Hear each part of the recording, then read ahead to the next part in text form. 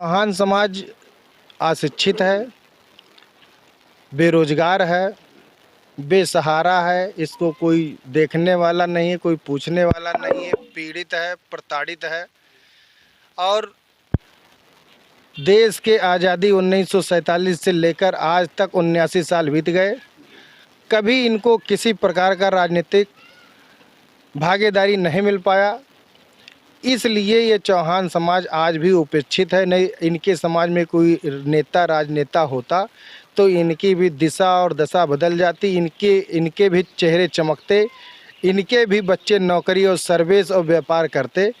ऐसा कुछ इनके पास है नहीं, इसलिए मजबूरन ये एक छप्पर में और पल्ली तान कर रहने पर मजबूर है। जैसा आप देख रहे हैं इंडिया की आवाज़ और लखीमपुर खीरी दस्तक, हम हैं आपके साथ मंसाराम चौहान। हमारी मौजूदगी है जनपद लखीमपुर खीरी के 138 निघासन विधानसभा क्षेत्र में, और हम आज ग्राम पंचायत शीतलापुर के गांव रामनगर में बैठे हुए हैं। हमारे साथ में हैं चौहान एकता महासंघ के प्रदेश उपाध्यक्ष श्री रघुराज प्रताप सिंह चौहान जी। हम इनसे जानेंगे कि चौहान समाज को लेकर और विधानसभा क्षेत्र निघासन की समस्याओं को लेकर और वर्तमान जो है समय में जो सरकार के द्वारा कराए गए कार्य हैं उनमें किस प्रकार से विफलता और सफलता मिली है, तो उसके आधार पर हम बात करेंगे। और बहुत ही अहम मुद्दों पर बात होने वाली है, तो आइए हम सीधा बात करते हैं। बहुत बहुत हार्दिक स्वागत है आपका हमारे न्यूज़ चैनल पे।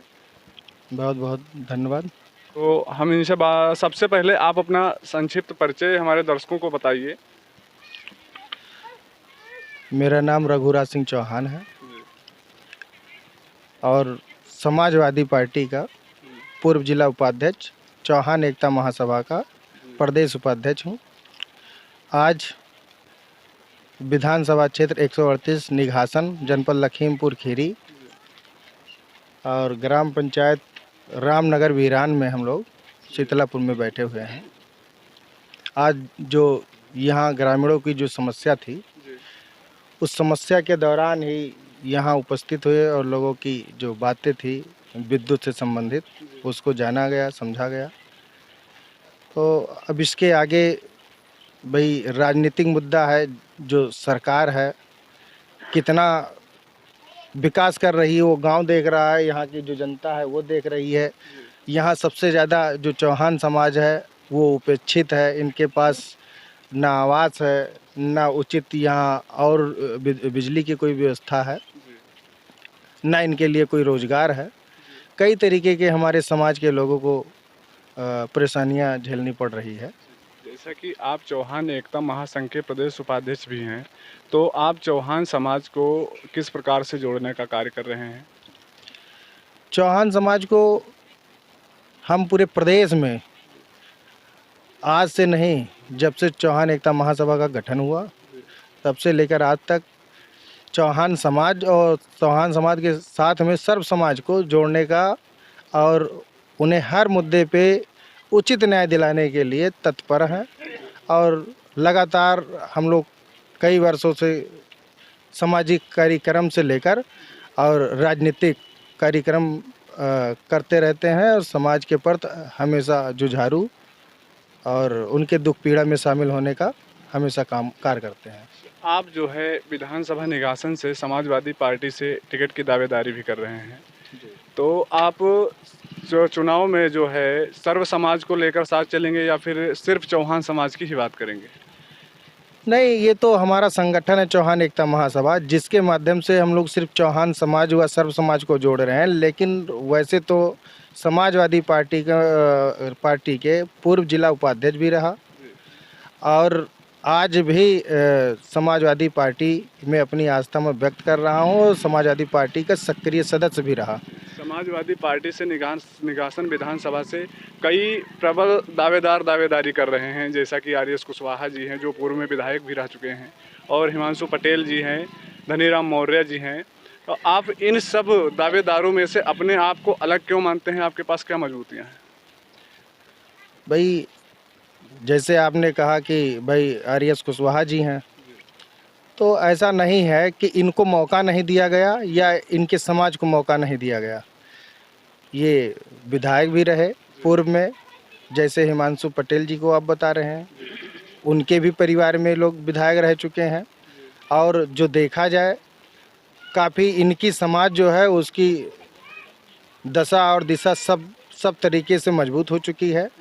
और हमारे चौहान समाज की जो आर्थिक स्थिति है, इनकी जो दयनीय स्थिति है, शैक्षिक स्थिति है, बहुत ही दयनीय है। अति पिछड़ा में है चौहान समाज। इनके पास बराबर छप्पर के मकान तक नहीं है। तो कहीं ना कहीं जो हम लोग देख रहे हैं चौहान समाज की पीड़ा दर्द, इसलिए चौहान समाज को जोड़ने और जागरूक करने का काम कर रहे हैं। और रही बात कि सबसे मजबूत दावेदार, ठीक है, वो अपने जगह पे सही हैं, हम अपने जगह पे सही हैं। उनका समाज विधानसभा 138 निघासन में 20,000 है, कुशवाहा समाज निघासन में 20,000 है। उनमें 3 दावेदार हैं जो कि टिकट मांग रहे हैं। पटेल हम कह रहे हैं कि वो भी लगभग 10,000 के आसपास हैं, वर्तमान विधायक हैं, टिकट मांग भी रहे हैं। लेकिन चौहान समाज 55 से 60,000 के आसपास है। आज तक किसी पार्टियों द्वारा चौहान को आगे न बढ़ाने के लिए कभी उत्साहित हुई और ना ही इनकी जातीय आंकड़ा किसी ने बताया कि चौहान समाज कितना है। मैं पूरे विधानसभा 138 में चलकर गांव-गांव मैंने चिन्हित किया है किस गांव में कितने चौहान वोट हैं, सब विधिवत जाना है। हमने बाकायदा पूरा लिस्ट तैयार किया है। अभी तक जो डिटेल्स हमने ढूंढ पाई है 53,730 वोट के आसपास चौहान समाज का वोट यहाँ आ रहा है, जो कि मैंने जो गांव चिन्हित किया है। इसके अदर अभी और गांव जो छूटे हुए हैं उनका भी गणना किया जाएगा तो समथिंग 60,000 चौहान 60,000 प्लस ही होंगे, कम नहीं है। और इसलिए मैं उम्मीद करता हूं कि 1992 के गठन से लेकर समाजवादी पार्टी के हमारे पिताजी समाजवादी में रहे, आज मैं भी समाजवादी में हूं, अपनी संपूर्ण आस्था व्यक्त करता हूं और सक्रिय सदस्य भी हूं।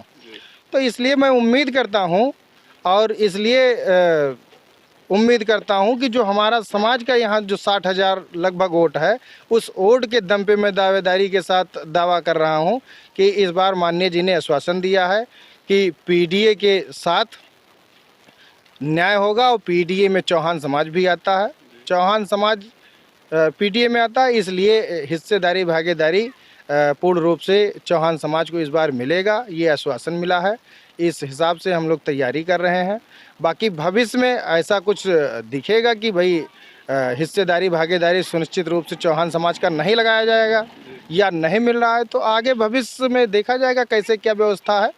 भाई उचित स्थान उचित व्यवस्था नहीं मिला तो उसके लिए भी एक अलग विकल्प बनाया जाएगा। जी, आपको निघासन विधानसभा से टिकट मिल जाता है और आप गांव-गांव जाके क्षेत्र में भ्रमण भी कर रहे हैं, तो आप निघासन विधानसभा की जो है प्रमुख 3 समस्याएं बताइए। आपको मौका मिलते ही आप उन 3 समस्याओं पे सबसे पहले कार्य करने की योजना बनाएंगे। सबसे पहले जो यहाँ के किसान हैं, नौजवान हैं, ये सबसे ज़्यादा परेशान हैं। किसान है जो जल भराव से परेशान है, जो नौजवान है वो रोज़गार न पाने की वजह से कहीं दिल्ली, कहीं बम्बई, कहीं इनको जाना पड़ता है। तो सबसे पहले तो यहाँ उनकी रोज़गार की व्यवस्था कराई जाएगी और जल भराव की उचित निकासी कराई जाएगी। और तीसरा हमारा सबसे बड़ा मुद्दा होगा कि स्कूल तो सभी जगह बने हैं, लेकिन जिस हिसाब से बच्चों को शिक्षा मिलना चाहिए वो शिक्षा नहीं मिल पा रहा है।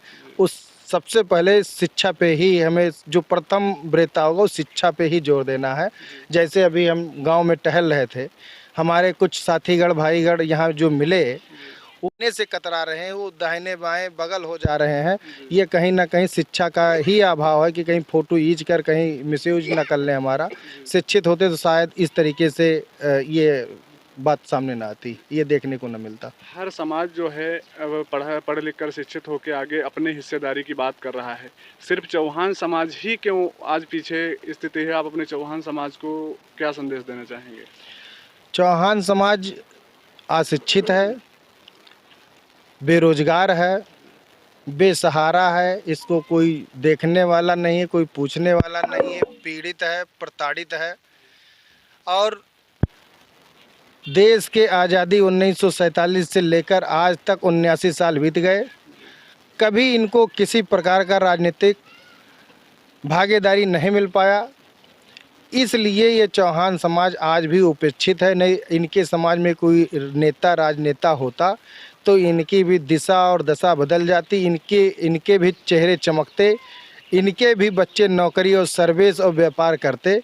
ऐसा कुछ इनके पास है नहीं, इसलिए मजबूरन ये एक छप्पर में और पल्ली तान कर रहने पर मजबूर है। जैसा कि आपने बताया कि आप समाजवादी पार्टी से जिला उपाध्यक्ष भी रह चुके हैं, तो समाजवादी पार्टी और वर्तमान सरकार के जो है वर्तमान सरकार में कानून व्यवस्था को आप किस नज़रिए से देखते हैं?